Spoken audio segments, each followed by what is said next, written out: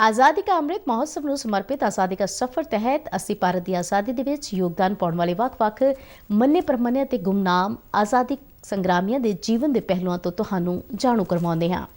ਇਸ ਤੋਂ ਇਲਾਵਾ ਆਜ਼ਾਦੀ ਦੇ ਸੰਘਰਸ਼ ਦੇ ਨਾਲ ਜੁੜੀਆਂ ਹੋਰ ਗਤੀਵਿਧੀਆਂ ਬਾਰੇ ਵੀ ਅਸੀਂ ਦੱਸਦੇ ਹਾਂ। ਅੱਜ ਦੀ ਕੜੀ ਦੇ ਵਿੱਚ ਅਸੀਂ ਤੁਹਾਨੂੰ ਮੌਲਾਨਾ ਅਬੁਲ ਕਲਾਮ ਆਜ਼ਾਦ ਬਾਰੇ ਜਾਣਕਾਰੀ ਦੇ ਰਹੇ ਹਾਂ। ਪੇਸ਼ ਹੈ ਇੱਕ ਰਿਪੋਰਟ।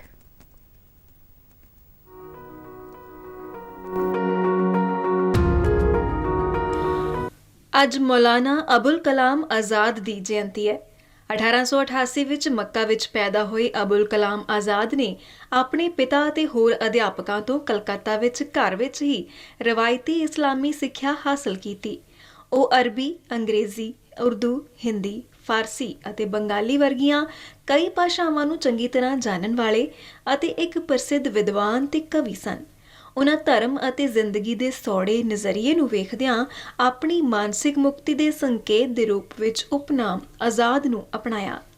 ਮੌਲਾਨਾ ਅਬੁਲ ਕਲਾਮ ਆਜ਼ਾਦ ਛੋਟੀ ਉਮਰ ਤੋਂ ਹੀ ਪੱਤਰਕਾਰਤਾ ਅਤੇ ਰਾਜਨੀਤੀ ਵਿੱਚ ਸਰਗਰਮ ਹੋ ਗਏ ਸਨ।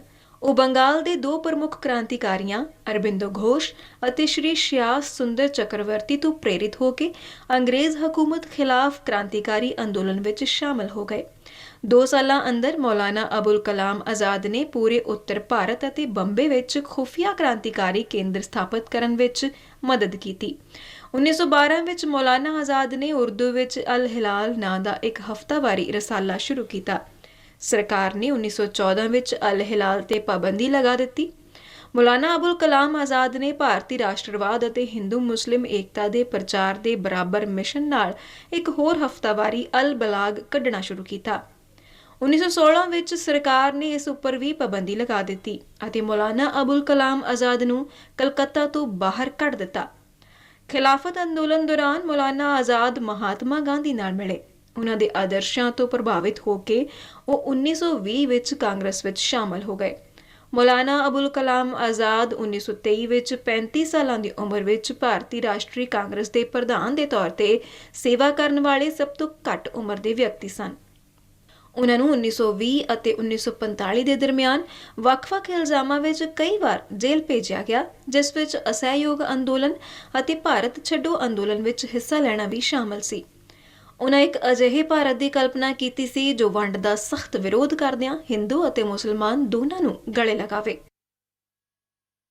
कल तक जब तक कि आजादी हमारे हाथ में न थी, आपके मुल्क का क्या हाल था?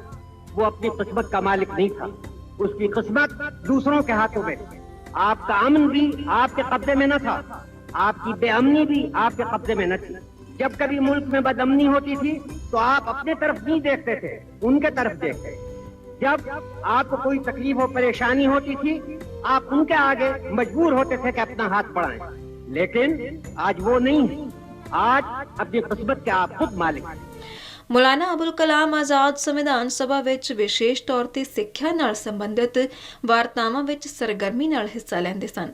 ਉਹਨਾਂ ਦਾ ਮੰਨਣਾ ਸੀ ਕਿ ਇੱਕ ਰਾਸ਼ਟਰ ਦੇ ਰੂਪ ਵਿੱਚ ਭਾਰਤ ਨੂੰ ਉੱਚ ਸਿੱਖਿਆ ਮਾਨਦੰਡਾਂ ਦੀ ਇੱਛਾ ਕਰਨੀ ਚਾਹੀਦੀ ਹੈ। 1947 ਤੋਂ 1958 ਵਿਚਾਲੇ ਆਪਣੇ ਦੇਹਾਂਤ ਤੱਕ ਦੇਸ਼ ਦੇ ਪਹਿਲੇ ਸਿੱਖਿਆ ਮੰਤਰੀ ਦੇ ਰੂਪ ਵਿੱਚ ਉਹਨਾਂ ਨੇ 14 ਸਾਲ ਦੀ ਉਮਰ ਤੱਕ ਦੇ ਸਾਰੇ ਬੱਚਿਆਂ ਲਈ ਮੁਫਤ ਅਤੇ ਲਾਜ਼ਮੀ ਮੁੱਢਲੀ ਸਿੱਖਿਆ ਦੀ ਹਮਾਇਤ ਕੀਤੀ, ਕਿਉਂ ਜੋ ਉਹਨਾਂ ਮੰਨਣਾ ਸੀ ਕਿ ਸਿੱਖਿਆ ਸਾਰੇ ਨਾਗਰਿਕਾਂ ਦਾ ਅਧਿਕਾਰ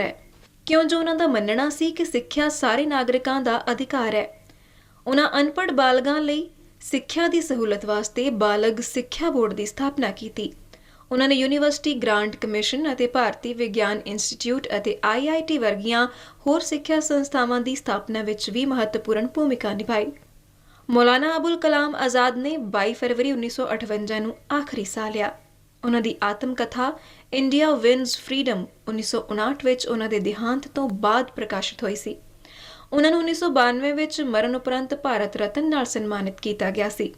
ਸਿੱਖਿਆ ਦੇ ਖੇਤਰ ਵਿੱਚ ਉਹਨਾਂ ਦੇ ਵੱਡਮੁੱਲੇ ਯੋਗਦਾਨ ਸਦਕਾ ਹੀ 11 ਨਵੰਬਰ ਦੇ ਦਿਨ ਨੂੰ ਰਾਸ਼ਟਰੀ ਸਿੱਖਿਆ ਦਿਹਾੜੇ ਦੇ ਰੂਪ ਵਿੱਚ ਮਨਾਇਆ ਜਾਂਦਾ ਹੈ। ਅੱਜ ਦੇ ਦਿਨ ਹੀ ਗਾਂਧੀਵਾਦੀ, ਸਮਾਜਵਾਦੀ, ਵਾਤਾਵਰਣ ਪ੍ਰੇਮੀ, ਸੁਤੰਤਰਤਾ ਸੈਨਾਨੀ ਆਚਾਰਿਆ JB ਕ੍ਰਿਪਲਾਨੀ ਦੀ ਜਯੰਤੀ ਵੀ ਹੈ। ਆਚਾਰਿਆ ਕ੍ਰਿਪਲਾਨੀ ਦੇ ਨਾਂ ਨਾਲ ਪ੍ਰਸਿੱਧ ਜੀਵਤ ਰਾਮ ਭਗਵਾਨ ਦਾਸ ਕ੍ਰਿਪਲਾਨੀ ਦਾ ਜਨਮ 1888 ਵਿੱਚ ਹੋਇਆ ਸੀ। ਉਹਨਾਂ ਨੇ ਭਾਰਤ ਦੇ ਸੁਤੰਤਰਤਾ ਅੰਦੋਲਨ ਵਿੱਚ ਪੂਰੀ ਤਰ੍ਹਾਂ ਨਾਲ ਸ਼ਾਮਲ ਹੋਣ ਤੋਂ ਪਹਿਲਾਂ 1912 ਤੋਂ 1927 ਤੱਕ ਵੱਖ-ਵੱਖ ਸੰਸਥਾਵਾਂ ਵਿੱਚ ਅਧਿਆਪਕ ਦੇ ਰੂਪ ਵਿੱਚ ਸੇਵਾਵਾਂ ਦਿੱਤੀਆਂ। 1917 ਵਿੱਚ ਚੰਪਾਰਨ ਸੱਤਿਆਗ੍ਰਹਿ ਦੌਰਾਨ ਉਹਨਾਂ ਦੀ ਮੁਲਾਕਾਤ ਗਾਂਧੀ ਜੀ ਨਾਲ ਹੋਈ। ਉਹਨਾਂ ਨੇ 1922 ਦੇ ਨੇੜੇ-ਤੇੜੇ ਜਦੋਂ ਉਹ ਮਹਾਤਮਾ ਗਾਂਧੀ ਵੱਲੋਂ ਗੁਜਰਾਤ ਵਿਦਿਆਪੀਠ ਵਿੱਚ ਪੜ੍ਹਾ ਰਹੇ ਸਨ ਤਾਂ ਉਹਨਾਂ ਨੇ ਆਚਾਰਿਆ ਦੀ ਉਪਾਧੀ ਹਾਸਲ ਕੀਤੀ।